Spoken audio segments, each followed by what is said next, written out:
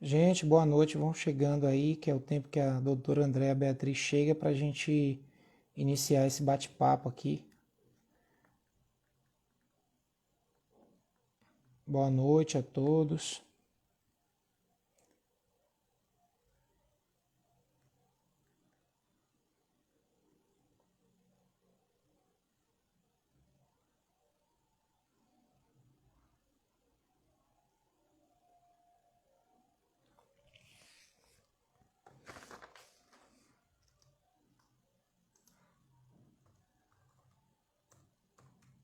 Gibson, manda aí uma mensagem para ela, Gibson, pelo WhatsApp dela. Diz ela para ela entrar aqui. Deixa eu chamar aqui, convidar ela. Doutora, eu te convidei.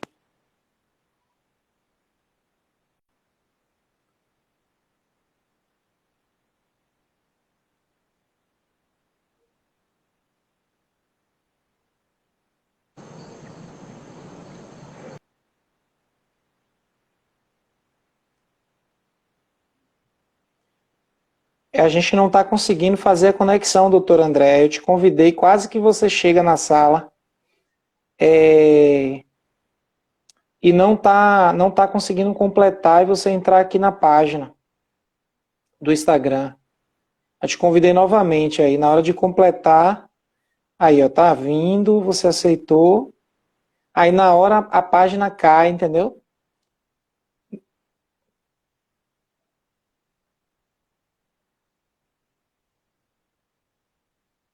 Aí ó, eu te convido, tá acontecendo a mesma coisa que estava acontecendo com o convite de Gibson. Eu te convido e tu aceita na hora, ele não gera aí ó. Tá vendo? Eu já fiz o procedimento certinho aqui. Aí volta. Gibbs está dizendo aqui que pode ser sua internet, alguma área que você está acessando. Realmente não completa.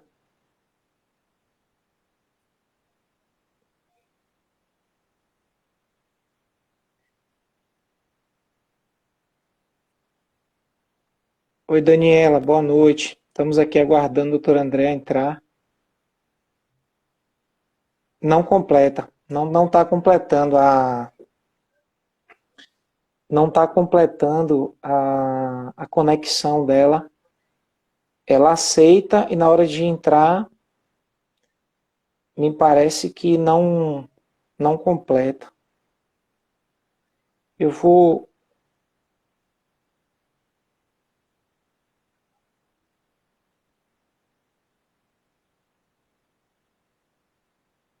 pedir ao pessoal um pouquinho de paciência.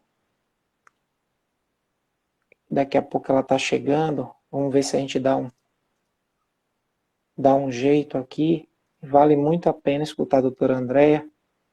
Ela tem reflexões muito importantes para trazer para a gente, né?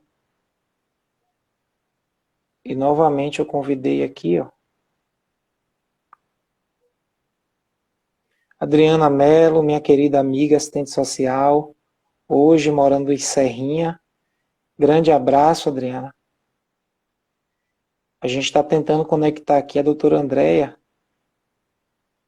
mas está caindo. E a gente está meio que refém da internet aqui, né? Vamos ver se a gente consegue. Aqui agora eu tô aqui, eu não tá nem chovendo, mas eu não sei a área que ela está. Eu não sei, na verdade, se na área que ela está chovendo ou não.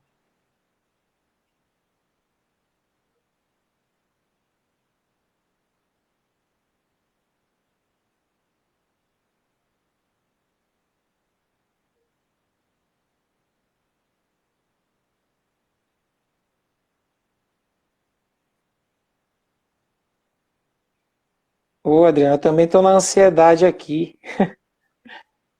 Olha lá, eu convidei ela novamente. Estamos vendo se é a internet, né? Eu acho que eu estou achando que a internet tá oscilando lá. Mas agradecer a todos vocês que estão aí, né?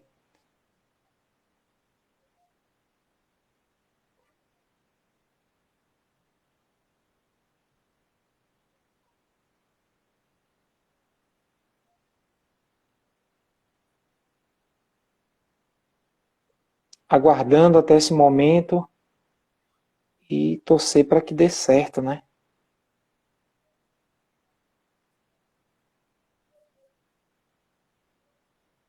Vamos ver se agora vai.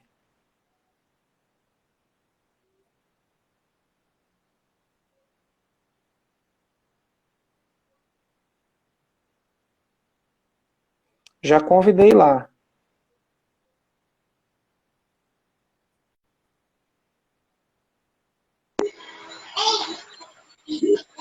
Aí, Gibson entrou. Caso não conseguir entrar, né?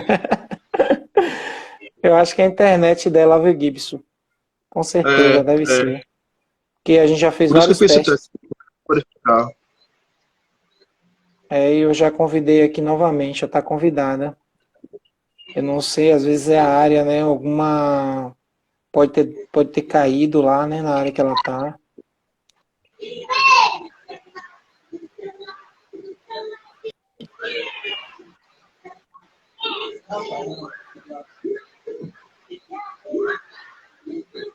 Tá dizendo aqui, ó, a doutora Andréa não pode participar.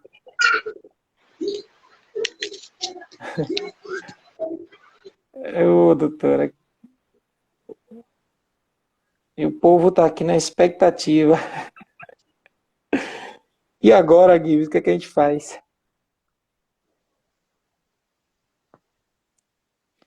Ó, o povo tá. Daniela tá aqui, ninguém solta essa live. Estamos na resistência aqui, Daniela. Não tá fácil, não. Oi? Falhou, Ela entrar com falhou. outro perfil de outro celular. Manda aí uma mensagem para ela pelo seu WhatsApp.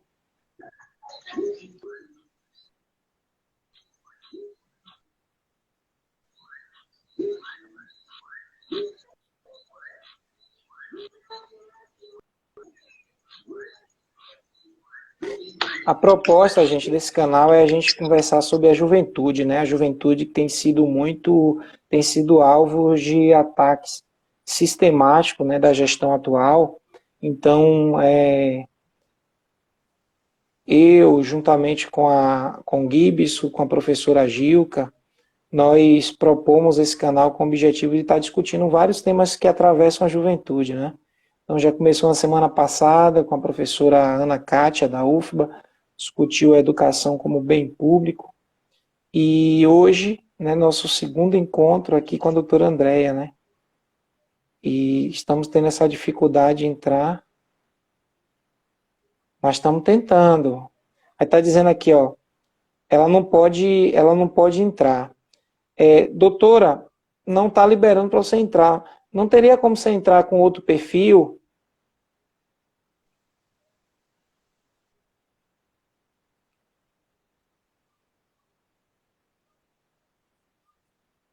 Porque depois que ela solicita aqui, ó, eu convido. Aí depois que eu aceito, aí aparece a mensagem aqui para o administrador que não é possível que ela entre na live, entendeu?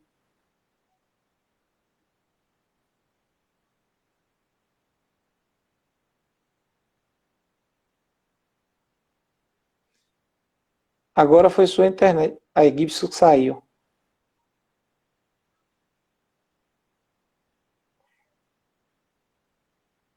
E a gente continua aqui tentando, né? Tentando. Já agradecendo a todo mundo que está aí. Mas, gente, que coisa, hein? Pode ser pelo perfil da Reaja, né? Falei aqui com ela. Tá tentando ver aqui o do próprio Hamilton, né? Seria uma boa. Boa noite, Eva, boa noite. Dia turma que sigam nossa página, aqueles que ainda não estão seguindo, para fortalecer o nosso trabalho. Também tem aqui uma aluna minha, Eunice, tem a Rejane, a Carolina, Neuzilete, né? Todo mundo aqui aguardando a doutora André entrar, mas a gente está com uma dificuldade aqui.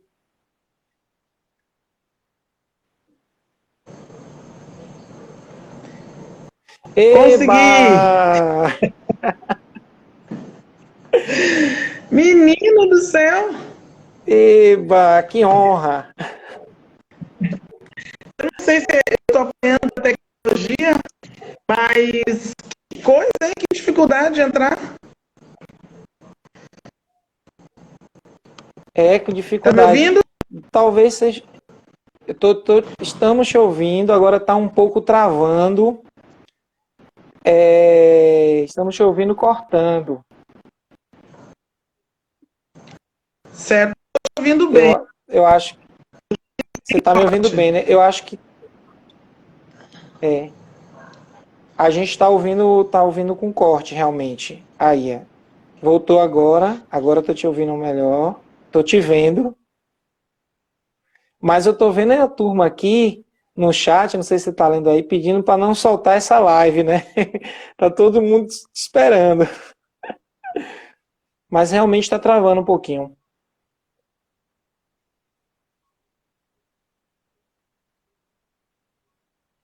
Tá travando. Aí.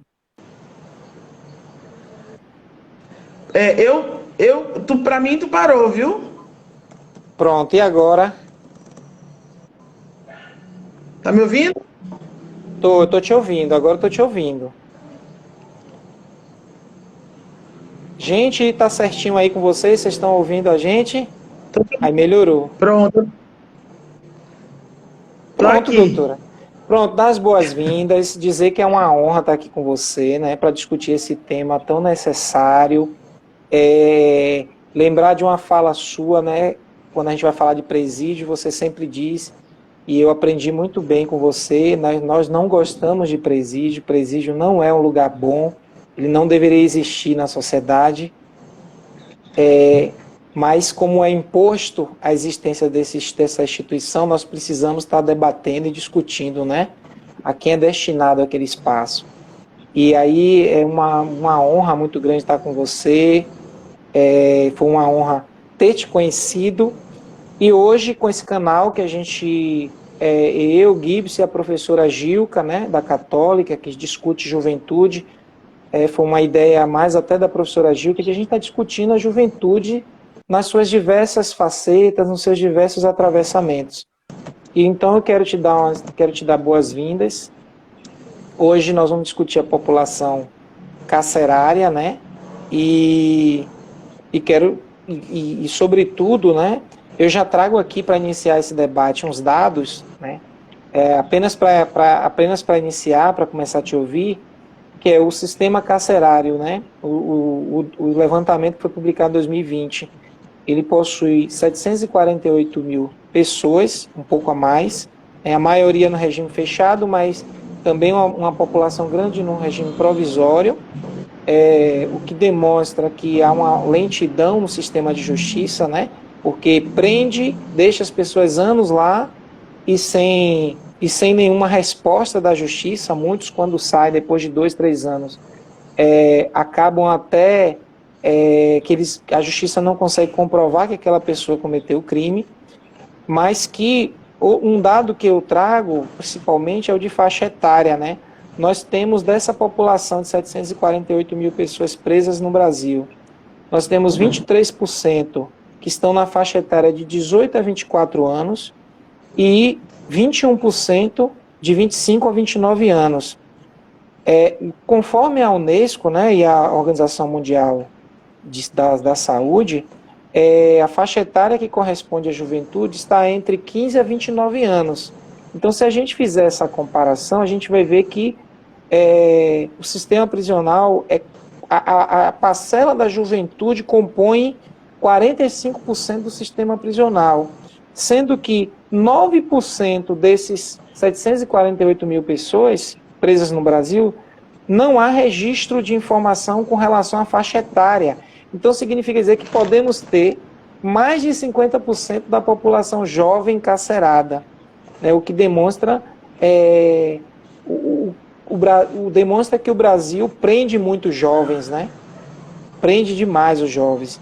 Então, eu queria apresentar só essas informações iniciais, que eu sei que você vai falar de uma série de questões, inclusive vai entrar na questão racial também, mas eu agora passo para você se apresentar e estar falando sobre a sua percepção sobre a juventude e o sistema carcerário.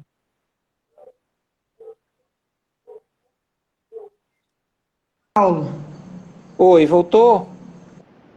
voltou. Eu Pronto. só parei um pouquinho na parte que tu falou que no sistema prisional a gente não consegue identificar, né? Onde estão esses jovens, como é que, ou não tem nada específico. Se puder só repetir esse fim. Sim, 9% do sistema, 9% desses jovens, né, na verdade 9% da população de 748 mil pessoas não informaram a sua faixa etária. Então, significa dizer que pode ter muitos jovens nesse 9%. Então, se juntar parte desse 9% com os 45% que o sistema já informou que é a população jovem, a gente vai ter aí mais de 50% da população jovem encarcerada, né? Então, o que é que isso representa para o futuro desse país, né? O que é que nós estamos construindo? Então, a partir desses elementos é que a gente quer discutir aqui, debater juventudes, né? Perfeito. Primeiro eu quero saudar todo mundo que está aí acompanhando, agradecer as pessoas que estão interessadas nessa temática, agradecer a ti, a Gibson e a professora Gil, né, que estão envolvidos em provocar esse debate, tem chamado a atenção, e eu acho que é importante, né? Eu queria começar fazendo duas coisas, se tu me permite.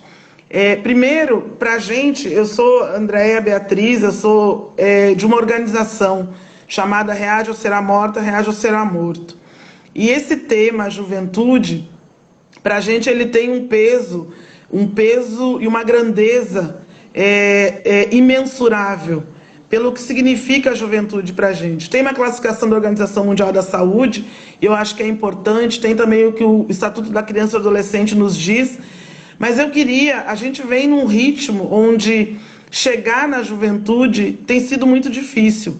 No dia 19 de abril, nós realizamos um ato que dizia respeito à luta por justiça de 3 jovens, para exemplificar o que as crianças têm vivenciado. E aí, por que eu estou tocando nisso, né? Porque se trata de 3 jovens que não chegaram ao que a Organização Mundial de Saúde conceitua como juventude, né? Não tiveram essa possibilidade. Então, eu queria ler um poema que eu fiz, se tu me permite, que tem a ver com esse sentimento em relação a essas crianças.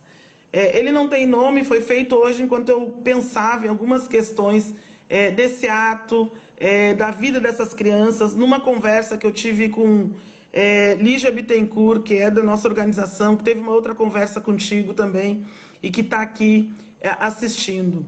Então, diz assim, ó, o que dizer sobre ser jovem, num país onde a juventude só pode ser branca, onde para pretos se destrói a vida ainda na infância, num país onde desaparecem crianças e adolescentes todos pretos, não tem importância. Se são impedidos de existir, encurralados em diversos becos, como Joel, Rian e Micael, choram as mães, os pais, famílias inteiras, violentam suas comunidades, ódio racial, práticas corriqueiras, operações democráticas e populares, um corpo escuro abatido em cada esquina, um governo genocida desde o quilombo do Urubu, começou com Zeferina. Hoje, frágeis vidas, tenra idade, desemprego, sem escola, coleta de lixo, cultura, solidariedade, sem saúde, ciclo de perversidade.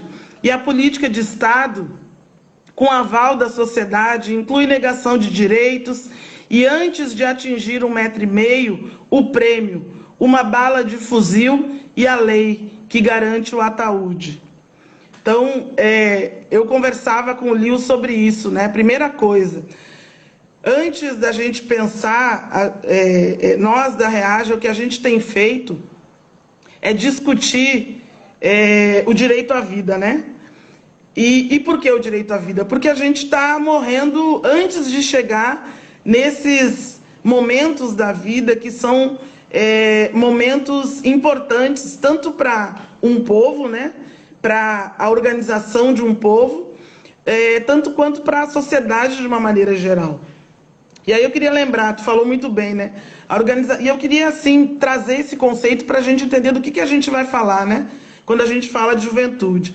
Juventude é uma categoria sociológica que representa um momento de preparação para sujeitos jovens para assumir o papel de adulto na sociedade, que vai dos 15 aos 24 anos.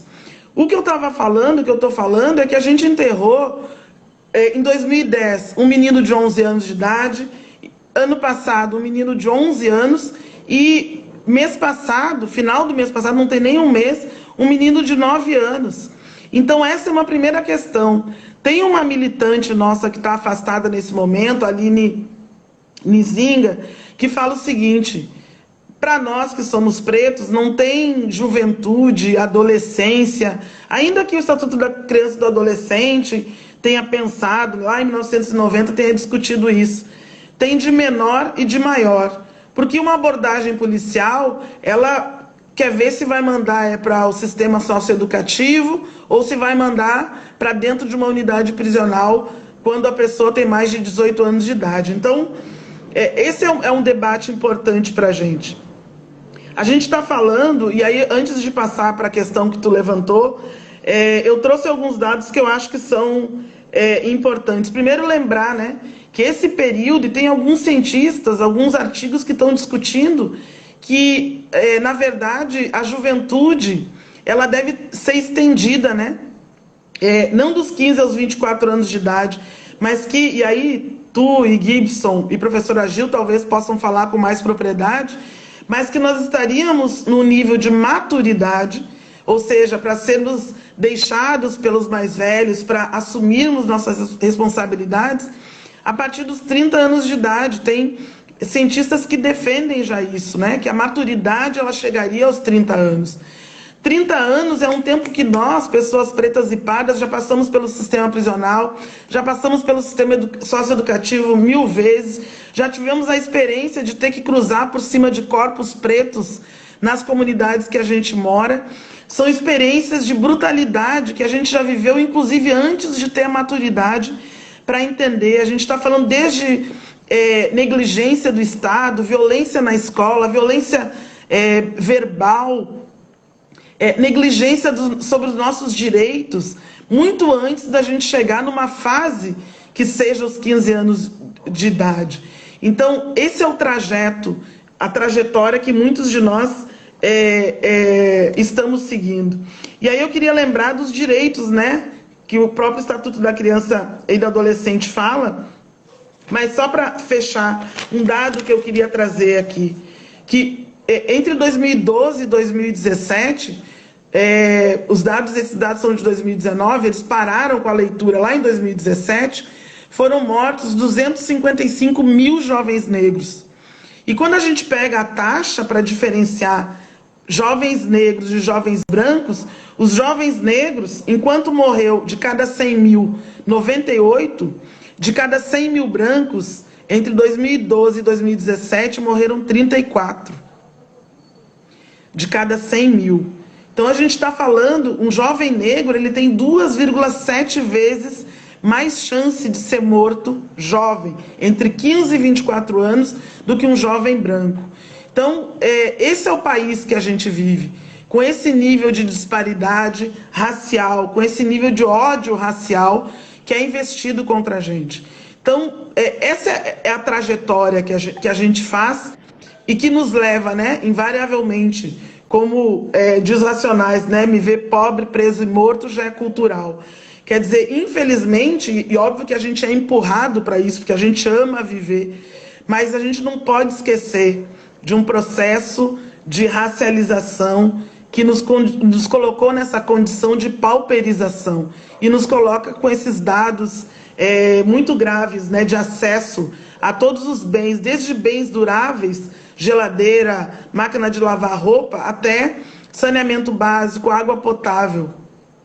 E aí, nesse sentido, pensar no sistema prisional é olhar um mar de pessoas jovens pretas, exatamente como tu falou. Em relação... Tu me interrompe, viu, Paulo? Porque tu sabe, senão eu vou indo. Excelente. Não, doutora, precisamos te ouvir. Em relação à presença, né, e aos números, isso é uma coisa importante. Existem alguns autores, e isso a gente verifica, né? Tu também tem a mesma experiência que eu vivo, de uma unidade prisional. A gente sabe que os números, eles flutuam, e uma coisa no Brasil é uma dificuldade que a gente tem em relação a dados fidedignos, informações fidedignas, que a gente possa, números, né? Que se estima aí que pelo sistema prisional, de uma maneira geral, delegacias, passem aproximadamente 1 milhão de pessoas por ano.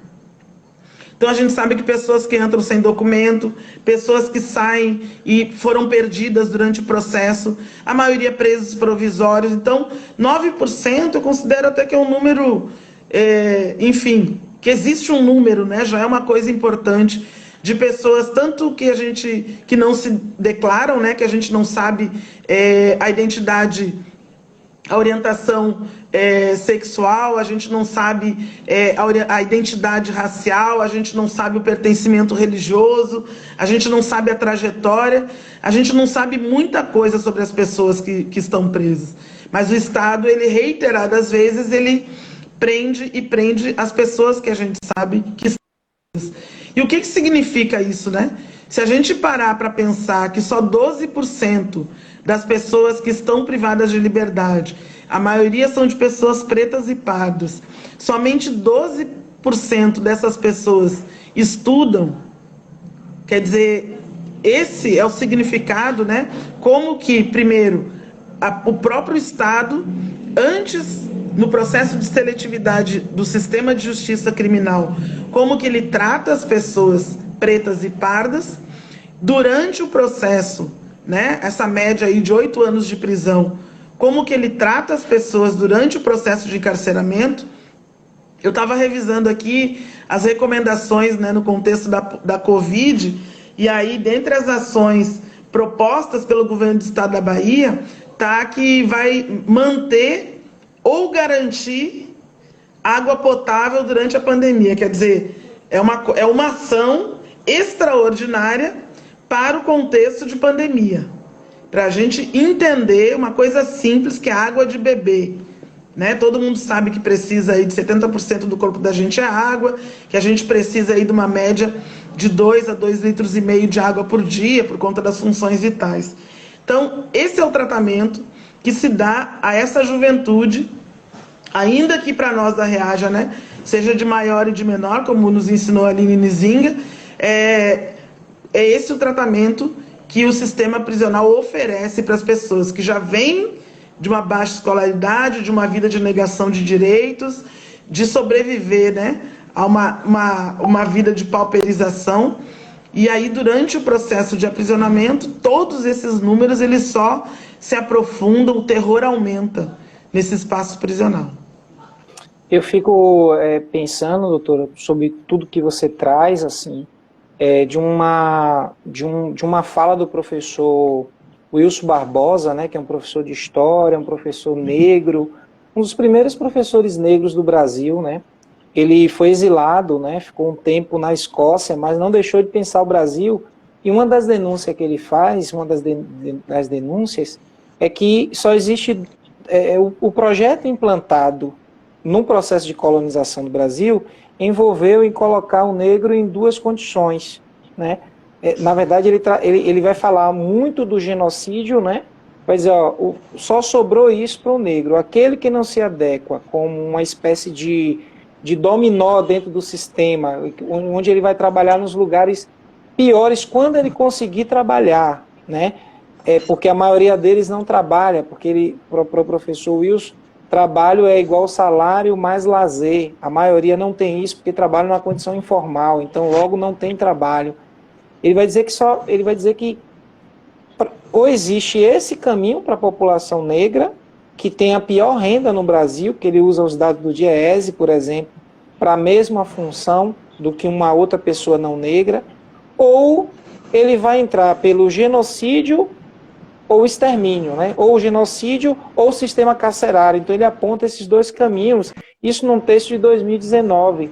E eu fico me perguntando por que essa inércia do Estado brasileiro? Diante de tantas denúncias, diante de tantas repercussões, diante de tantas crianças que têm morrido, né? Tantas coberturas, a gente tem visto a Reaja atuar muito claramente sobre isso. Essa semana, por exemplo, quando a Reaja vai para o centro de convenções, né? Para o centro administrativo, para a governadoria, qual que é a resposta no dia seguinte do governo, né? Diante daquelas denúncias. Então, eu fico numa impressão que aqui no Brasil é autorizado violar direitos humanos. A morte de crianças pretas é autorizada, existe uma autorização para isso. Alguém chancela isso. Porque diante de tudo que acontece, de tantas comprovações de que de fato existiu aquele assassinato ali, a roda continua sendo naturalizada, como você colocou, né? Viver pobre, preso ou morto já é cultural, né? Já é cultural viver isso. Então eu fico me perguntando que caminhos a gente está trilhando, né? Que futuro nossas crianças e nossos adolescentes terão. Primeiro, essa naturalização, ela não é uma naturalização, né? Tranquila. Ela porque quando a gente pensa em política, né? A gente pensa que pode ser ação, mas também pode ser a omissão, né? Não fazer nada também é uma escolha. Ou fazer alguma coisa que prejudique muito também é outra escolha. Por isso que a gente tem defendido que se trata de um ódio racial contra pessoas pretas e que alimenta um projeto de genocídio do povo negro. E aí, quando a gente fala de genocídio, a gente fala nesses vários eixos, né, em que o Estado ele age e se omite, ele intercala, né? Ele age e se omite. Ele se omite quando a gente tem números que revelam tudo isso que foi dito, né? Toda essa negação de acesso a todos os bens públicos, de retirada de direitos, né? Se a gente pensar o que houve com esse projeto do Pacto pela Vida aqui, de tirar direitos, de tirar escolas públicas que poderiam garantir em vez de o investimento em qualificar, o que fez foi fechar escolas, foi tirar espaços de lazer, tirar espaço, cercear o direito de circular, estabelecer limites, né? Tem bairros aqui dentro que pode circular, que pessoas pretas circulando, na verdade, correm um risco muito maior. E nos próprios bairros pretos onde a gente mora, existe um cerceamento maior ainda, um controle, né, maior ainda. Então, existe esse projeto por parte de um Estado e reiterados governos vêm assumindo essa responsabilidade quando podiam propor algo diferente, mesmo se autodenominando partidos e governos de esquerda, tem assumido a mesma posição. E também existe uma omissão por parte de muitas pessoas, muitos grupos, que inclusive se infiltram em governos que vêm fazendo a gestão do Estado em diversos momentos e também acabam concordando, né, compactuando com essa forma de governar.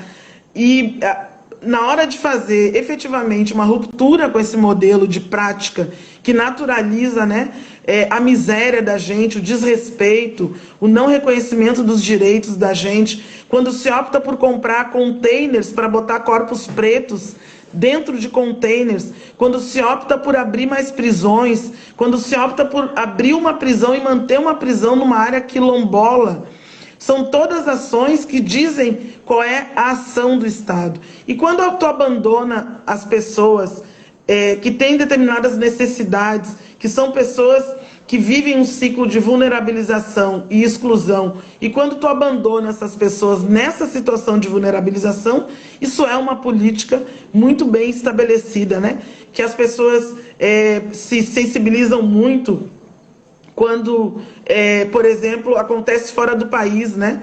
Quando morre, esses dias, durante o julgamento do policial que atirou em George Floyd, mais um jovem negro foi morto, houve o funeral e as pessoas se sensibilizam. Mas quando tu tem uma ação da Polícia Militar do Estado da Bahia dentro de uma comunidade que culmina com a morte de um menino de 9 anos de idade, que não tinha nem 1,5 metro de altura. Quando acontece isso e as pessoas não sofrem, não têm nenhum nível de indignação, elas também contribuem para a manutenção dessa política. Então, é uma política, é uma prática muito bem estruturada, que inclusive conta, né, com essas pessoas para poder se manter firme, e aí, dependendo da situação, vem outras pautas que acabam fazendo com que as pessoas acreditem que a pauta de uma vida não é importante, de uma vida de um menino negro. E para a gente, todas as vidas, elas têm importância, e a gente entende que pessoas pretas e pardas são mais vulnerabilizadas pelo que significa esse ódio racial. E a notícia, por exemplo, desse pacote, a maneira como ela vem, primeiro que primeira coisa que passa na cabeça da gente, se essa condição ela será extensiva a todos os servidores públicos do Estado da Bahia, que eu acredito no princípio da isonomia, se a gente falar de Estado, e que todos os servidores tenham direito, né, quando forem acusados de qualquer crime, em razão de estarem a serviço, investidos pelo Estado, que também tenham esse direito a, né, um advogado pago pelo Estado. Isso seria ótimo. Essa é uma questão. Mas a segunda questão é que, quando tem a oportunidade de investir na redução dos danos causados por meio de uma prática orquestrada pelo Estado e chefiada por um governo, a escolha é por não reduzir os danos, né? Quer dizer, amparar esses danos e dizer assim, não, podem continuar causando dano que nós vamos amparar vocês. Então, esse é o Estado, né? A gente, na verdade, não se surpreende mais, porque a expectativa que a gente tem é muito pouca, que o Estado possa trazer alguma resposta efetiva, porque ele tira vidas, né? Perfeito, doutora. Dá um alô a todo mundo que está entrando aí na live, aí estou vendo muitos de teus seguidores, pessoas próximas a você, e pedir essa galera que esteja fortalecendo o trabalho das juventudes em debate também, e colando com a gente, que a gente está junto aí nessa luta. Doutora, como é que você... Eu vi que a Lio entrou, vi que também um poeta que você discutiu, assisti a live de vocês, acho que foi ontem, né? A live de vocês, foi na terça. Foi anteontem, foi na terça, também entrou, então bem-vindos aí a todos. Doutora, como é que você tem visto esse momento que nós estamos passando agora, um momento de ampliação das desigualdades, né? Um momento muito difícil que a gente está vivendo, né? Já estamos indo para o 2º ano que as crianças, né? Principalmente as crianças pretas da periferia, não estão tendo acesso à escola, né? E as crianças também que estão dentro dos espaços de privação de liberdade, e também os jovens que estão no sistema prisional também não estão tendo acesso à escola. Então, como é que você vê isso do ponto de vista de um grande retrocesso histórico que nós estamos vivendo aqui no Brasil, e tendo em vista, inclusive, que as políticas de acesso à cultura das crianças pretas, dos jovens pretos, as políticas de cota, as políticas de acesso ao ensino da cultura afro-brasileira na escola, ainda nem conseguiu avançar, né? Ainda nem conseguiu avançar, e agora a gente está vivendo o retrocesso de tudo isso, e além disso, do ensino básico formal também, né? Então eu queria ouvir tua reflexão sobre isso. Como eu falei, a gente pensar, né, e fazer parte de uma organização, a busca, né, por organização, ela vem da nossa compreensão de que o Estado, como o próprio Hamilton costuma dizer, o que a gente chama de políticas públicas e que muitas vezes a gente se apoia como que aquilo ali fosse a tábua de salvação, é nada mais do que placebo, né? Eu queria dar como exemplo, e aí estou acompanhando, o decreto, eu não lembro qual foi o nome do instrumento, do dispositivo correto, e que revogou o acesso ou a oferta de um serviço de qualidade dentro de unidades prisionais do ponto de vista da saúde mental. Lembra, né, que houve o presidente atual, ele revogou, ele deu um prazo para essa lei acabar, então tirou a obrigatoriedade desse cuidado em saúde mental para as pessoas privadas de liberdade. Teve que haver uma movimentação e aí houve um retrocesso. Isso, na verdade, não quer dizer muita coisa, quer dizer que tinha uma lei que a gente sabe que tem muita dificuldade para ser implantada, e essa lei, ele decidiu que ela não ia mais existir, não existe, passou a não existir, a gente ficou um tempo sem ela, houve uma movimentação e aí voltou atrás. O que eu estou querendo dizer, usando isso como exemplo? Dizer um pouco da fragilidade do que muitas pessoas têm usado como apoio. Por isso que a gente acredita que o processo, ele precisa ser um processo de autonomia, um processo comunitário, para que a partir da construção do conhecimento comunitário, a gente possa entender que sistema é esse que a gente vive e como que esse sistema olha a gente. Professora Jane Tavares, né, que é da UFRB, que é uma psicóloga, que tem inclusive um Instagram chamado Saúde Mental da População Negra, e que eu sugiro, recomendo a todas as pessoas, ela fala, né, quando um governo ele nega teu direito, quando ele nega a tua identidade, quando ele te coloca num nível de não humanidade, é a maneira como a própria sociedade te vê. Então, te negar isso é negar a tua própria existência. Então, a gente precisa reconduzir. Tem uma escola, a Escola Winnie Mandela, que a gente organizou desde 2016. Ter uma editora significa que a gente está tentando construir, do ponto de vista comunitário, bases para entender, tanto a partir da leitura, a partir da produção de conhecimento, a partir da organização do nosso conhecimento, da nossa história, reconstruir como a gente aprendeu a reontologizar a nossa história, desde a África. Esse é um processo, porque se a gente esperar somente pelos governos, se a gente esperar por políticas públicas, tudo isso que foi pensado e conquistado pelo próprio movimento social negro, que lutou muito, se expôs, construiu, não se rendeu para que houvesse uma política de cotas, para que houvesse uma política de saúde da população negra, só existir essas políticas não é o suficiente. Desde que a gente criou a Reaja, a gente distribui, a gente busca, a gente organiza cesta básica para famílias, porque em algum momento, quando perde emprego, quando perde um familiar, quando tem alguma crise no país, que não seja só sanitária, uma crise econômica, muitas pessoas pretas e pardas são as primeiras a serem atingidas. A gente está falando de um país com 211 milhões de pessoas, 7,5% ou mais abaixo, na extrema pobreza. 3/4 dessas pessoas são pessoas pretas e pardas. Então, isso não é de hoje. Hoje, o que a gente está vendo, e as pessoas estão se acordando, é que nem todo mundo tinha saneamento básico. Isso já é antigo. Esses dados que eu trouxe aqui são de 2017. O próprio IBGE apontava já que a gente sempre teve essa disparidade. O que a gente vê agora é uma impossibilidade de tapar os buracos como se tapava antes. Então, para a gente, de certa forma, não reconhece como um retrocesso, mas a nossa leitura é de que é parte de um projeto que nos tirou das possibilidades, ou que vem negando as nossas possibilidades de acesso há muito tempo. E o que a gente vem dizendo, não adianta a gente viver defendendo, né, questão de minoria, né? A gente é 1% de pretos em determinado lugar. Ah, tem que ser médico, tem que ser, mas é muita gente. A gente está falando de 51% da população. A gente está falando de milhões de pessoas que são pretas e pardas e que não têm acesso à maior parte desses bens.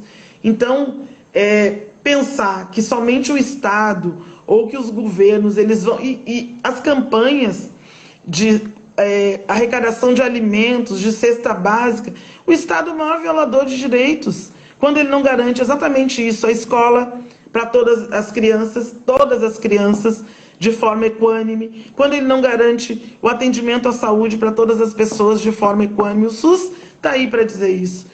67% das pessoas que usam exclusivamente o SUS são pessoas pretas e pardas. Então, essas políticas públicas todas, historicamente, são políticas insuficientes. Então, depositar toda a expectativa nessas políticas públicas é uma grande questão, uma questão que deve ser refletida por todo mundo.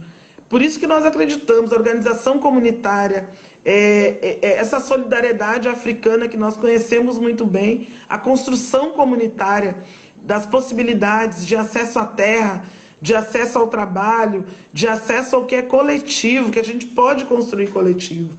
Agora, não é uma escolha fácil, né? Porque são várias narrativas em disputa, são várias propostas que iludem muito também em disputa, e tem um grupo que se beneficia também, né? Tem muitas pessoas que se beneficiam. Doutora, o caminho seria descolonizar esses currículos? Um currículo que foi construído, um currículo eurocentrado, um currículo que contribui para manutenção, se a gente for pensar que aqui nós temos estudantes também de diversas áreas, né? Mas também estudantes de psicologia. E aí eu faço uma outra pergunta. Vivemos num país neocolonial? Os historiadores que me perdoem, né, com respeito, longe de mim querer entrar nessa área que não me pertence, mas óbvio que precisa do olhar, né, dos historiadores e o que as historiadoras têm nos apresentado enquanto possibilidade. Eu tenho uma certa dificuldade, né, porque tem as divisões da história de entender quando que nós deixamos de ser colonizados, né? Eu acho que tem essas propostas e tem, eu acho que as estruturas, os elementos que constituem cada um desses conceitos. Mas tem uma coisa que é muito palpável para a gente. A maneira como nós somos tratadas e tratados, ela não deixa nada a desejar para quando as colônias foram fundadas. O tratamento que a gente recebe, me parece, quando a gente revisita os livros, que sabe, é como se tivesse uma casa bonita, e aí fez um puxadinho, aliás, como se tivesse uma casa caindo aos pedaços, aí faz um puxadinho do lado, novo, e diz agora a casa ela é nova, né? Isso não faz a casa nova, isso é a mesma casa velha com um puxadinho novo. Em relação ao ódio racial antinegro, o sentimento, quando tu vê vidas pretas sendo tratadas dessa maneira, quando tu vê a maior parte das pessoas pretas sem acesso, sem a possibilidade, quando a gente fala do nível de brutalidade que as pessoas vivem, quando são privadas de liberdade, num contexto em que o Estado ele é responsável pela vida das pessoas, e ele nega todos os direitos, todos. Ele não garantia a liberdade, mas ele nega todos os direitos. Então, quando a gente vê, reiteradas vezes, pessoas a serviço do Estado, que botam pessoas pretas, né? Hoje eu estava vendo mais uma vez um pai, não lembro nem de onde é que era, dizendo de um filho que tinha déficit, alguma necessidade especial, que saiu para ir buscar pão e foi abordado na rua e executado. Quer dizer, a maneira como a gente é caçado ainda quando a gente transita pelas ruas, lembra muito o que aconteceu, o que a gente aprendeu, infelizmente, que foi o tratamento que a gente recebeu nesse território quando do processo de escravização. Então, assim, eu não sei onde é que termina, onde é que acaba, né? Onde é que fica esse... eu reconheço muito mais pelo apagamento da história da gente, pela desconstrução, pela negação da história da gente, tudo que a gente fez em termos de revolução, em termos de contestação, em termos de proposta, como várias revoltas, né, que são contadas nos livros de história, como Revolta dos Malês e tantas outras. Eu reconheço muito mais pela tentativa de destruição dessa nossa história do que por alguma mudança que realmente traga elementos novos. Então, às vezes, dizer, né, que é possível, nesses modelos constituídos a partir do que a Europa trouxe para cá, a partir de uma prática de exclusão, de acirramento da negação da humanidade, a gente acreditar que com esses elementos é possível a gente reverter essa história, é muito difícil, né? Ao longo do tempo a gente tem visto que esse é um caminho muito difícil, né? Perfeito, doutora. São reflexões extremamente importantes, né, que precisam ser aprofundadas, precisam ser discutidas, e a gente precisa refletir sobre essas questões. E ainda bem que existe o Reaja, ainda bem que existe a doutora Andréa, o comando vital da Reaja, né, a Lio, as outras mulheres que estão lá, o Hamilton. Ainda bem que existe vocês que estão aí na luta, né? Que eu sei que não é uma luta fácil, é uma luta árdua, é uma luta difícil, e não é uma luta que deve ser romantizada, porque não é fácil. Eu vejo que vocês estão enfrentando muita garra, né? E eu acho que precisamos somar, né, a essa luta, precisamos nos aproximar, né, dos povos. O Gibson está me dizendo aqui que está faltando uns minutinhos. A live, você sabe, derruba, né? Mas eu acho que o que eu diria é isso, doutor. Eu vou passar para você fazer suas considerações, mas eu já te agradeço demais por estar com a gente. Quero dizer que contem com a gente no que precisar. Espero poder fazer logo em breve a visita lá à livraria de vocês, porque tem muitos livros muito interessantes, que eu assisti a abertura e vi que ali tem alguns exemplares que será muito importante para a minha formação, para a formação de todos nós, e eu espero muito em breve poder ir lá, né? Depois eu até queria ver se você aqui anuncia se é possível ir, como é que faz para comprar os livros, para quem está aqui em Salvador, para quem não está. Eu particularmente gostaria de visitar, né? Porque eu gosto de ver, de pegar os livros, tal, né, higienizar as mãos para pegar nos livros, né? Mas eu já passo aí para você. Bom, primeiro eu quero agradecer muito, né, a tia, a Gibson, a professora Gil, a quem eu não conheço ainda, mas por essa iniciativa e por essa oportunidade também. E a gente está acompanhando, está seguindo vocês, e é uma conversa importante para atrair, claro que juventudes, mas é também importante para que todas as pessoas se envolvam. Segundo, dizer para todas as pessoas que, para a gente, tudo isso que a gente vem refletindo, e por isso da livraria, a gente acredita e faz isso correr junto com a prática. Então, a prática é a luta, é a organização comunitária, e é também a abertura dessa livraria, ela tem a ver com essa luta. Então, a livraria ela fica aqui no Engenho Velho de Brotas. Eu quero convidar todo mundo a visitar a página do Instagram. Se Daniel tiver aí, puder colocar, ou Hamilton, ou Lio, livraria Eleie, com Y, todo mundo visitar. E também pode adquirir os livros na página reajaeditora.com.br. E aí, a livraria está aberta, está funcionando dentro das regras sanitárias, com distanciamento, não tem aglomeração de maneira alguma, todo mundo usando máscaras, o espaço é higienizado diariamente. Lá tem tudo, todo o material disponível. Tem inclusive o Horto Eleie também, que eu convido todo mundo para visitar. O Instagram também, @Horto Eleie. Tem várias plantas também para quem tiver interesse em se aproximar mais do verde. É importante retomar. E é um espaço de literatura privilegiando autores e autoras pretos e pretas que têm produzido muito, poetas, cronistas, enfim, vários escritores que têm nos presenteado com tanto material, e a gente, realmente eu também sou da geração que gosta de pegar, e tem muita gente, né, que gosta de pegar, que gosta da textura, que gosta de sentir o cheiro. Então é importante também, para quem quiser, fica na Ladeira de Nanã, número 7, no bairro Engenho Velho de Brotas. Agora é importante, se quiser fazer o contato antes pelo Instagram, a Livraria Eleie, ou até a página da Reaja, também, @ReajaSerá-Morta, para poder agendar, para não chegar muitas pessoas no mesmo horário. Mas todas as pessoas são bem-vindas, vai ser um prazer te receber.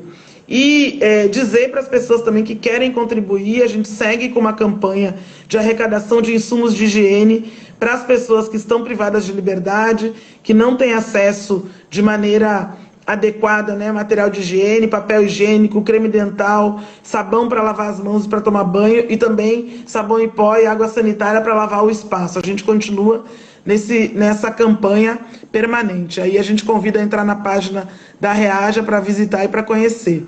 Quero dar um beijo aí para Eva, querida, Lourdes, de Feira de Santana, Ana Amorim, também, que está por aí, Lio, Daniel, todas as pessoas que estão apoiando muito também a livraria, a Reaja, e dizer que a gente segue na luta, e eu sigo à disposição quando precisar. E também esperamos vocês, né, nas nossas atividades assim que possível. Vamos, doutora. Obrigado, viu? Muito obrigado. Que bom que a gente conseguiu, que bom te ouvir. Gente, obrigado a todos. Gibbs colocou aqui nas páginas, nós vamos fazer uma postagem na nossa página com todos os canais da Reaja.